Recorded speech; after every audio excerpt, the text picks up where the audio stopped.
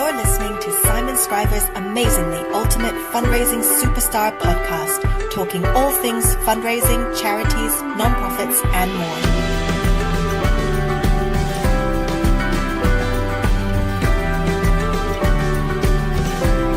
Here's your host, as always, Simon Scriver. It's a quick tip. Yes, it is another quick tip, a pretty much weekly event where we spend about 10 minutes talking about a quick tip around your fundraising, focus on one particular area, and I go through kind of a step-by-step guide how to make that area of your fundraising better. This week, we are talking about the problem and the solution. In any kind of ask in a fundraising, whether it's face-to-face or in an email or on the phone or whatever, you're usually going through the traditional fundraising ask structure, which is problem, solution, and ask. It's a nice way to think of the structure whenever you're getting into a conversation with someone, whenever you're pitching, to build around that model of problem, solution, and ask. The ask is, something for another day maybe, where we're pretty clearly spelling out what we want someone to do, what the call to action is. But the problem and solution is sometimes a little bit trickier because there's a lot of ways we can frame the problem that your organization is trying to address, a lot of ways we can frame the solution that your organization is trying to implement, but there's more effective ways and less effective ways to phrase this problem and solution. I'm assuming your organization is facing a problem and solution. I should hope it is, and usually that's why any nonprofit, any fundraising organization is formed, because they've identified a problem, something in the world which isn't good enough, something that needs to change, and they try to address that problem. They believe they have a solution. They believe they have a way to change that problem. And so how do we present that problem solution today? That's what I want to talk about very briefly. So let's first of all think about the problem and then go on to the solution. I think it was Paul de Gregorio, the man, the legend that I first heard this of. He described it as the itch and the scratch. So the problem is going to be the itch, and we want this to get under people's skin. We want them to feel it inside of them. We want them to feel goosebumps or the hair on the back of their neck standing up. And the solution is going to be the scratch. It's going to be the relief, the way that we address that, the way we deal with that. So it can be handy to think of it as a sort of itch and a scratch. Firstly, the problem should be relevant and relatable to the person you're talking to, the person or group of people that you're asking to do something. It should be relevant to them. And that sounds pretty obvious, but sometimes we forget when you see these fundraising appeals go out and it's exactly the same problem or exactly the same message to everyone. That's not always the best way to deal with it. A really dumbed down, simplified way to think of this is, if you're an animal sanctuary, if you're fundraising for cats, your problem is going to be the problem is going to be aimed at cat people. If you're fundraising for dogs, it's going to be aimed at dog people. You wouldn't mix your messages there. You would try and make it relevant to the person you're talking about, something that they're going to be interested in, something that's relevant to their life and their beliefs and their values. And in all of our organizations, we've got multiple things that we can fundraise for, multiple ways we can frame it, and you want to bring in the area that's most relevant to them. So whether it's children, whether it's education, whether it's women, there's a few angles in every organization that you can take, and you want to try and bring the one that's most relevant and relatable to the person you're talking to. The problem should also be urgent. We need to bring a bit of urgency into our fundraising appeals, and so there should be a level of urgency in the problem. This is what's happening now. This is what needs to be fixed immediately, and even try and bring in some sort of deadline. So if you're going down the road of matched giving, or if you've got a particular campaign or a capital campaign that you're running, is there a deadline that you can almost manufacture in this? In some countries, I'm thinking like the United States, you have tax deadlines and any kind of deadline that you can bring in to increase that level of urgency.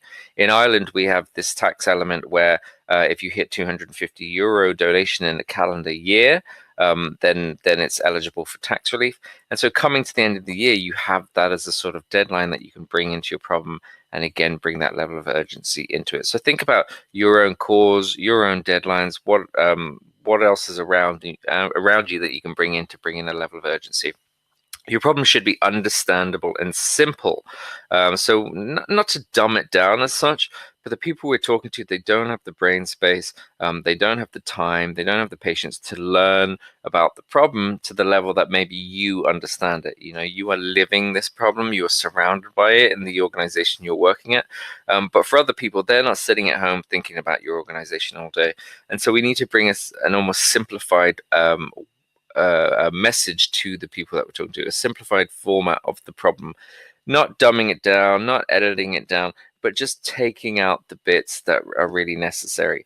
Over time, we can give them a deeper knowledge of it. We can try and educate them a bit more that, there's more information there if they want it. But if we only have that short attention span at the beginning, we need it to be understandable and simple from the get-go. The problem should also be emotional. Remember, people donate emotionally. So when they get upset, when they get angry, when they get passionate, when they get fired up, that's when people make the decision to give. That's when people take action. And so, don't overdo trying to logic people into giving. Bring the emotional element into it. The way we can do this really well when we're talking about problems is through the use of storytelling. If we can use stories to paint the picture, tell the story about a particular person or a particular group of people that are facing this problem, it becomes much easier to bring that emotional element into it, and much easier for the listener to become emotionally attached to the problem you're talking to. And then they want to do something about it. They want to scratch this itch.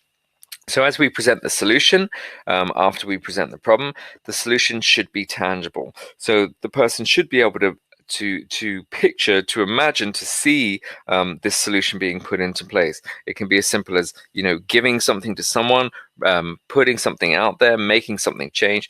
They should be able to feel that when they make the decision to donate, they can see where that money's going to go, they can see what's going to change, and they can see how that addresses the problem. So as tangible as we can make the solution be, the better. We want the solution to be immediate, or as immediate as possible. So not this kind of long-term, this is a series of years, this is a series of goals. People want to feel like something's going to change when they give. So they almost want to imagine that they hand over that €50 or $50 note, and you're going to run across to one of the project staff who can then spend that $50, and something is going to change. They want to try and get that kind of immediate gratification for giving. So any kind of immediacy that we can show with the solution, the more short term we can present it to them, that something is going to change, the better. The solution should be realistic and manageable as well. So, your donation, it's not going to end world hunger. It's not going to cure this disease. It's not going to fix all these problems, but it is going to realistically change perhaps one person's life, or change one element of the work you're doing. And so present that realistic and manageable thing to the listener, to the person you're talking to, because it's going to become much easier for them to imagine something changing, much easier for them to take ownership of it, much more believable, and therefore they're going to be much more likely to follow through and do what you then ask them to. And then staying with that emotional theme, the solution should be emotional as well. There should be an emotional legacy. What is the person going to leave behind? Not just after they die, but even before that, when they walk away from this transaction, after they've handed over across the money, they want to feel like the course of someone's life or the course of the world has changed ever so slightly. They've had an impact, and that's going to stay with them as they go on with their lives. That emotional legacy is going to stay in with them. So make sure the solution is giving that to them. So think about your own organization coming out of this quick tip. Think about how you phrase that problem, how you phrase that solution.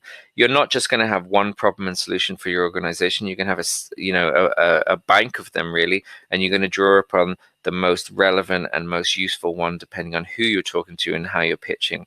But this is good fundraising, presenting the problem, presenting the solution, and then we're going to follow up with a very clear ask of what we want them to do. That's your quick tip for today. We've got more interviews coming up on this fundraising podcast. And again, as always, or as almost always, I am going to be back next week with another quick tip. Thank you for listening. You've been listening to Simon Scriver's Amazingly Ultimate Fundraising Superstar podcast. Don't forget to subscribe and head over to changefundraising.com to learn more or get in touch with Simon. Or don't, whatever, you're big enough to make your own decisions.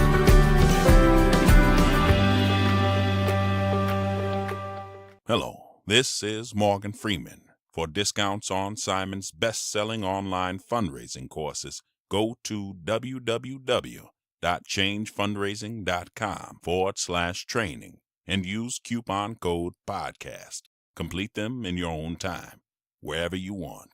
Get busy living or get busy buying.